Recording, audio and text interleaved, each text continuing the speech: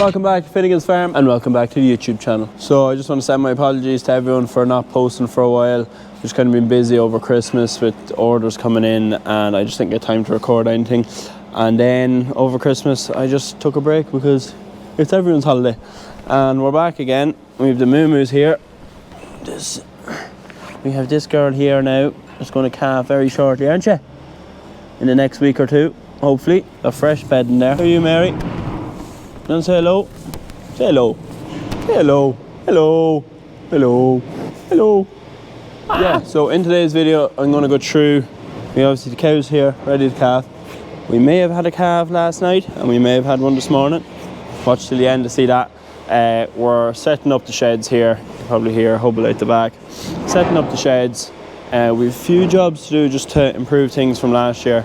And yeah. So we get cracking. Me and Hubble are just getting these sheds ready and cleared out. As you can see, Hubble's in the Manitou. We have a shed here that used to have cubicles in it back in the day, but we took the cubicles out. And these two sheds are the most awkward sheds to clean out ever. So you have to pull all the stuff out, but you can scoop against that back wall, but you have to be very careful. And that one has no back wall, it's a gate. So you have to pull all the stuff up and scrape it against the back wall here on the slats. So we're going to make a few improvements while we have these sheds cleaned out. We've Marco coming because as the farmer's best friend, you can see this bale and twine here is holding this gate, and there is bale and twine in this corner holding this gate. So we've Marco booked in, organised for tomorrow now, to come up, and he's going to hang that gate off that pillar thing and bolt to that wall. So, look at this, man. Oh, new bucket in action. Look at that blade. Look at that. Look. It's all about look at that, man. And then in this side of the shed we have a gate here, which is also hung by the famous bale and twine.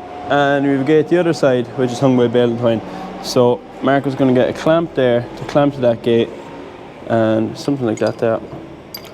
And then the gate can swivel on it, because otherwise you have to pull it around, and when you're pulling through straw twice a day, every day, it just gets a bit, you just get sick of it. Now some of you are probably thinking, why do you have them gates there, what's the point of them? That can then open out, and if we want to put a calf and a cow on their own, we can just close over the gates and leave them separate in the back on their own, and there's a water trough in the corner as well, so they'll be started. When Hubble is cleaning out this shed, this door here always swings round, and it's very hard to stop it. So the genius that the Hubble had is just got a lump of the bedding, threw it in the corner, and now the gate doesn't move. It's too heavy. He stops the gate closing over. That lad, I tell you, there's more brains in that lad. Get this cleaned out, get the gates hung, and we'll be sucking these, because otherwise you'd pull them gates around. It's not the worst job in the world, but it can be bad.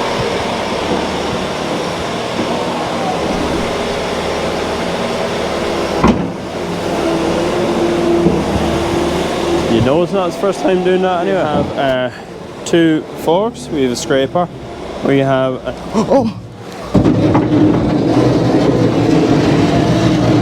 Hubble just ran into the back. Now we have this scraper now, Hubble, that you ran into me, and it's not very symmetrical looking. Don't mind that lad, he wasn't even using it, he ran across it with the teleporter. No, but the bucket and the brush on the teleporter, so you wouldn't have to do any manual work, and paid the consequences of it. Ruining the good scraper. Now look, you can even see the price is still on it. It's not even that old, it's brand new. Brand new.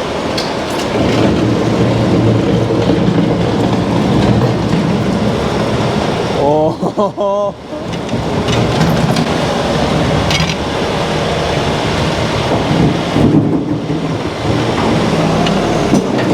I didn't know you could do that. I didn't know you were able to do that, Hubble. On your bad side. Look at this, lads. Holy moly. What do you think of that? Unbelievable. Have a sniff. Go on, have a sniff.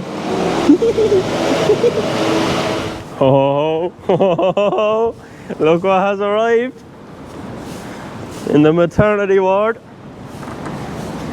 Hello. The first calf of 2023. Fair play to you, lad. And it's a lad as well. What do you have to say? What's your first words? Fair play to the nurse. You're alright, I can get a cotton, you're alright, you stand there, you're alright, don't worry about it. Making sure the mammy's fed.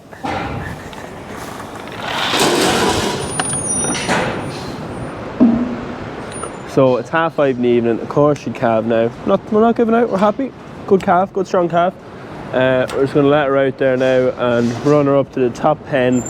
And Hubble, as you can see, limed all the pens. Sorry to get to record it. We were just kind of like, oh, we knew it was coming. Jack did spot it 2 or 3 days ago. We didn't need a Jack, she's the first time calver, but we can't complain. So he's fed and watered now, happy out, and we'll check up in the morning and see how he is. So just in case you're a new subscriber and you've missed a bit, this here that I'm in now is our calving shed. We have our 4 calving pens, 1, 2, 3 and 4, and then in here we have our slats where we feed them. Try to keep the bedding as clean as you can, because when they eat, goes in one way, comes out the other, and lands in the slats, and then they can go out to the sitting room there and chill out when they want. So we have only 3 girls in here.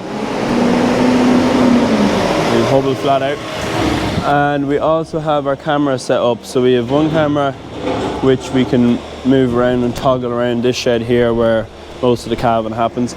Then there's 2 cameras in there to keep an eye on them 2 sheds just in case any calves pop there, but this one here kind of has the closest dates to calving, so hopefully the majority of it happening here. Now obviously you're going to have 1 or 2 out there, but that's just the way it is. You try to run them in before the calve. And yeah, so the way we'll probably work it is that we'll all be here during the day, and then at night time a good few lads are logged into the camera, so everyone can be checking it. The more eyes in it, the better.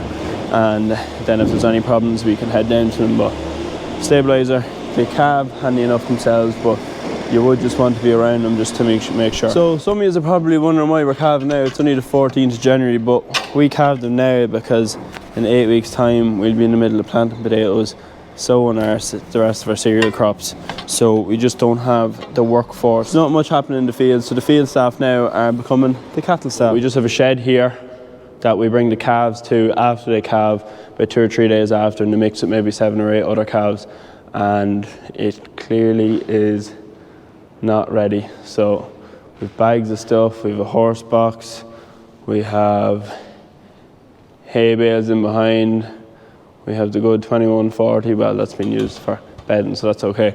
But there is a lot of stuff we need to clean up in the shed. And as you can see, we have 2 horses in it at the minute, so they will need to go somewhere, but we just need to figure out a place for them. Yeah. Now, 2 things we're going to make adjustments to this shed this year that we never done before is we have a gap here in the corner that was originally a gate. Now there obviously was a gate in there before, but we used to just put straw bales in front to block in any draft that come in. It's just a bit pointless putting bales there when we have another solution. So we went and got concrete precast walls. We have a wall to go there as well, which will stop the draft, and it'll be a permanent wall because we don't use them gates anymore.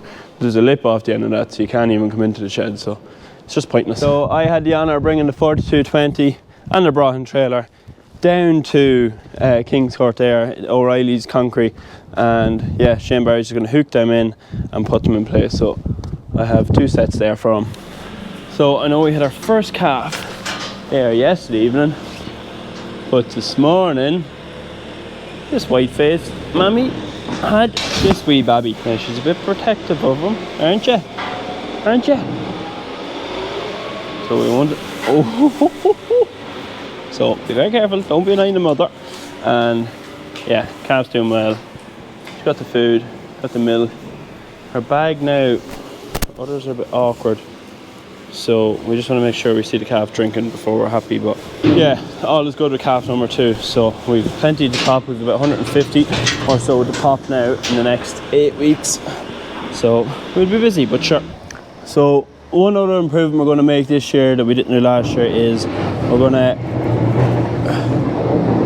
one improvement we're going to make this year that we didn't last year is we're going to use the Herd Watch app. So we're going to register our calves through the Herd Watch app. So you literally go into the cow's number, add calf, put the tag number in, or even scan the tag, and then at least it's on record then on the app, on the phone, rather than a piece of paper. Who is the piece of paper, where is it, blah blah.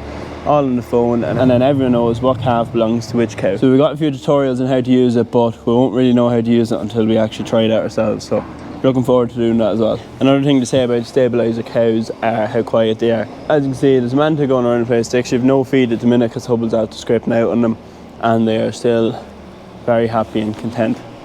Not a bother on them. So over the next week, it's going to be majority cattle based videos we're going to be doing, because that's who we're going to be dealing with for the time being. There's going to be a lot of calves, there's going to be a lot of straw, and yeah, can't wait to get into it. So there's a lot of happy cows here, and they're all going to have baby calves very soon. So yeah, thanks very much for watching. Don't forget to like and subscribe to the video, and thankfully we'll see you all next week. Good luck.